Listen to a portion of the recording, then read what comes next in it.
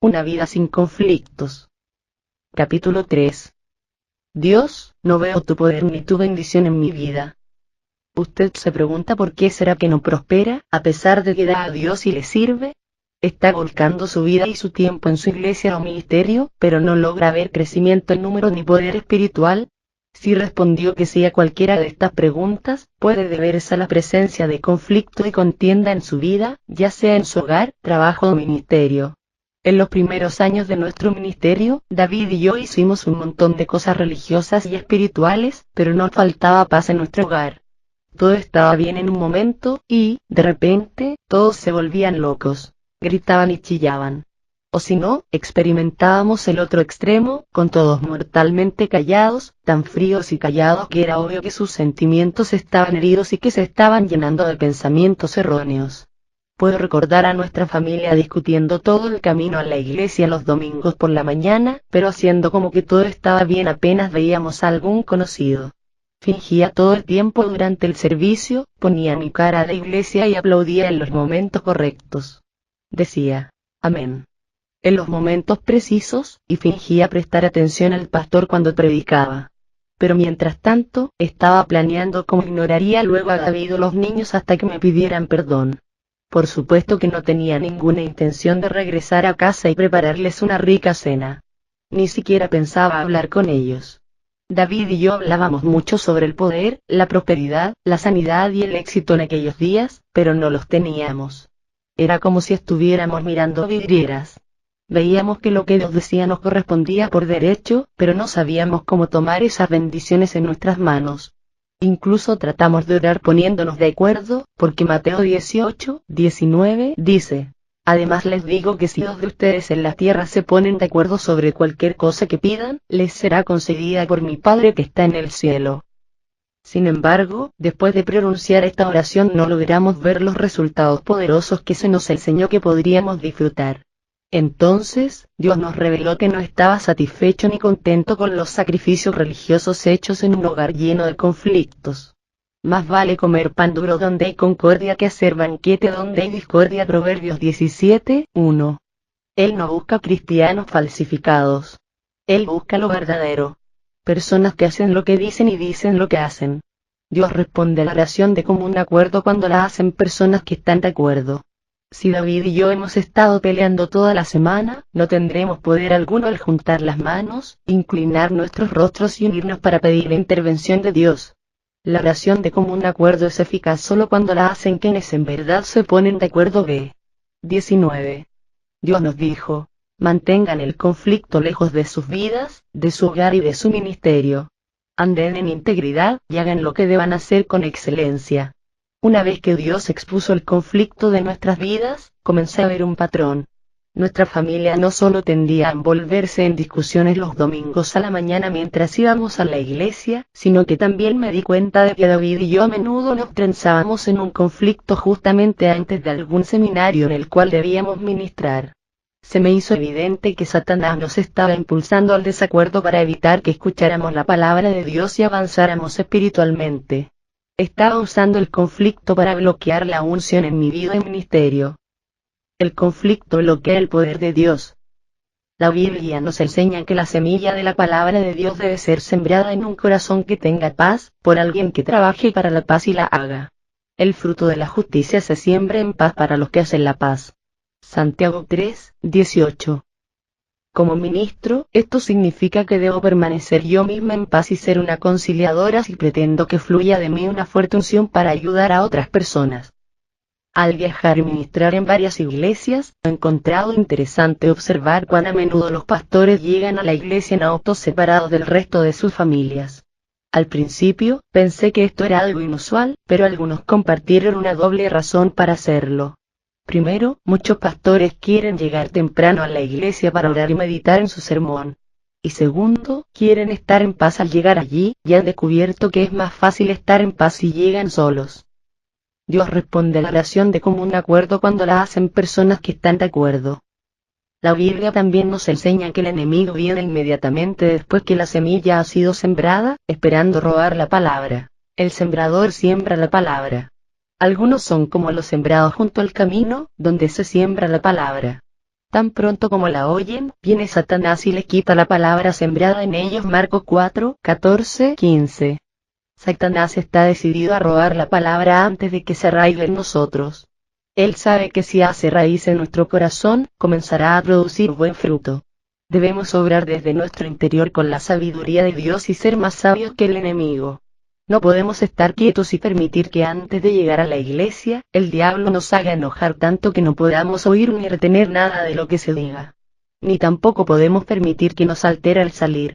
Para poder crecer espiritualmente, debemos ser capaces de pensar en la palabra que nos ha sido predicada y enseñada. Jesús les dijo también, mirad lo que oís, porque con la medida con que medís, os será medido y aún se os añadirá a vosotros los que oís. Marcos 4, 24, RV 60.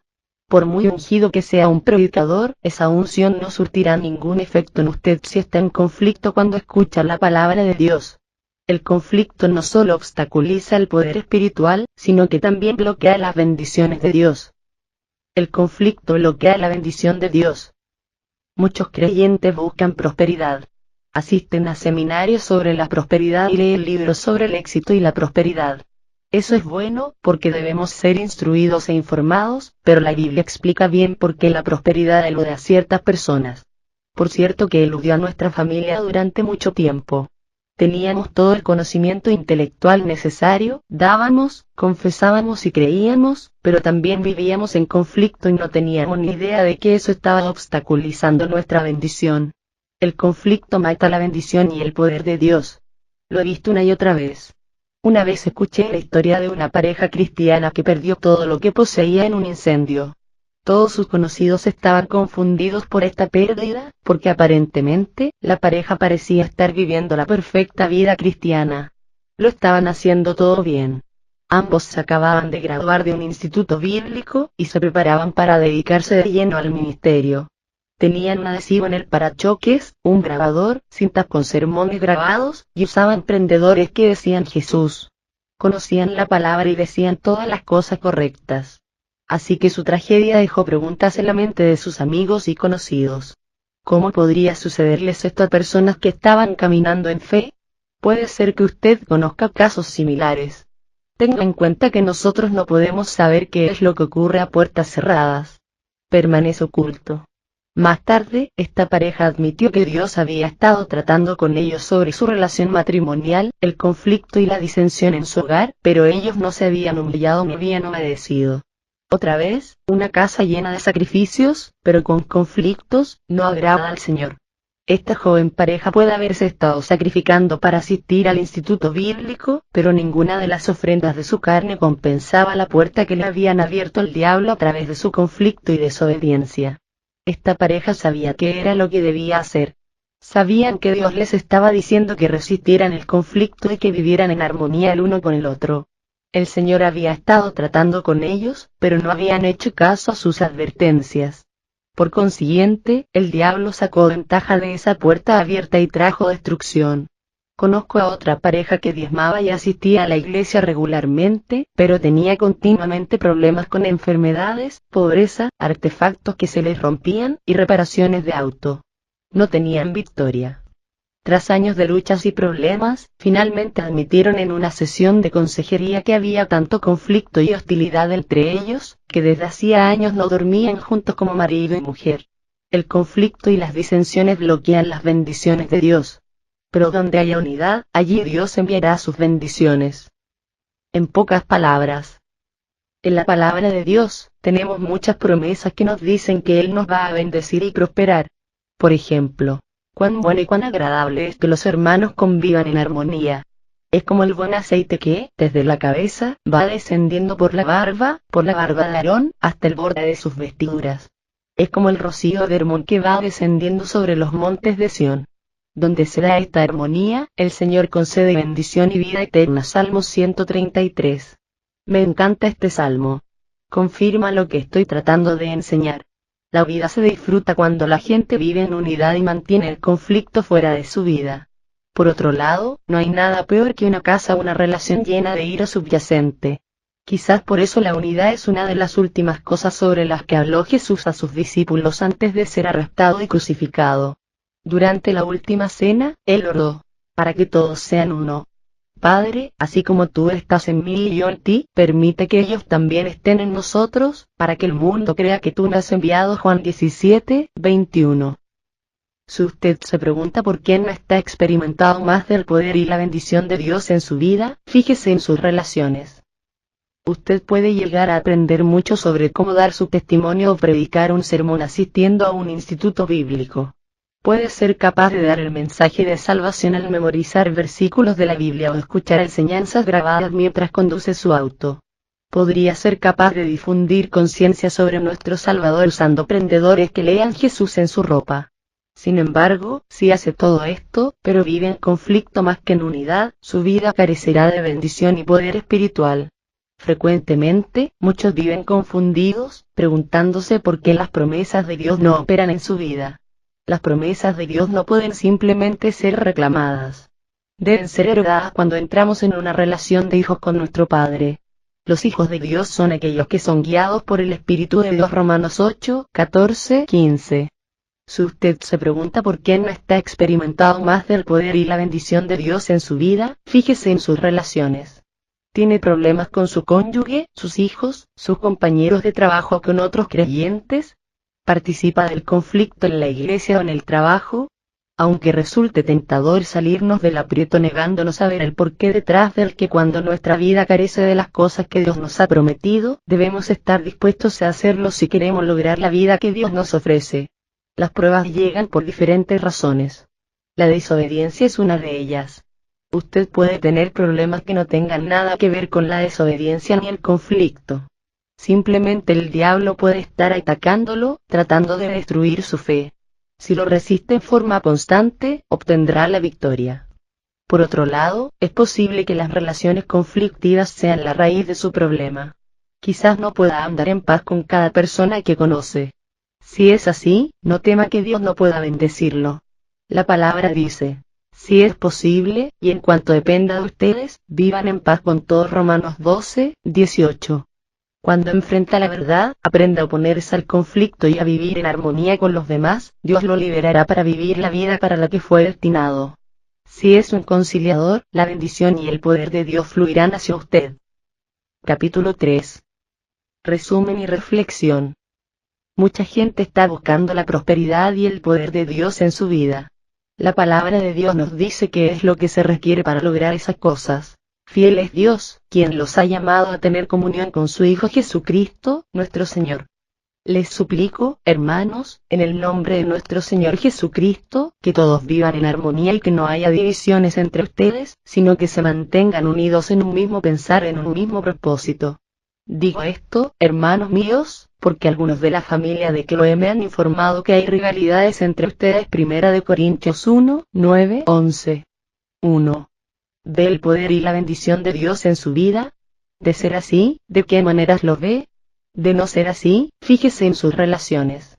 ¿Qué logra ver que pueda estar obstaculizando el fluir de la bendición de Dios en su vida? 2. Describa lo que pasa en su hogar los domingos por la mañana y cuando vuelve de la iglesia. ¿Observa un patrón de conducta? El enemigo está intentando robar la palabra de Dios antes de que pueda ser plantada en su corazón. ¿Tiene peleas y discusiones frecuentes? 3. ¿Qué estrategias puede emplear en el futuro para quebrar ese patrón y establecer relaciones más armoniosas? 4. Dios exige obediencia a su poderosa palabra. A la luz de nuestra discusión sobre el conflicto y la disensión, reescriba el siguiente versículo en sus propias palabras.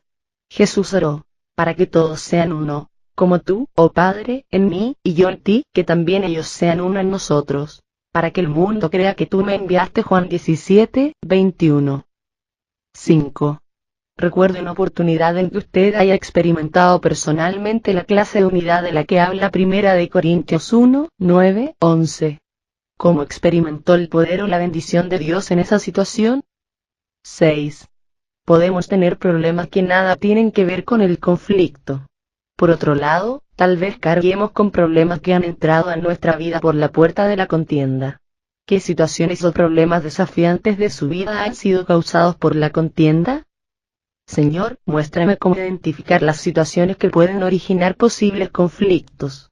Ayúdame a reconocer los patrones de conducta conflictivos en mis relaciones, particularmente aquellos que puedan obstaculizar mi crecimiento espiritual y detener el poder y la bendición de Dios en mi vida. Ayúdame a escoger la sabiduría divina de la armonía, la unidad y la paz. Muéstrame cómo puedo restaurar la paz en mis relaciones que han sufrido desenlaces o han sido perjudicadas por las ofensas y los malentendidos. Hago un nuevo compromiso de convertirme en un pacificador, siempre que sea posible, con tu ayuda. Amén.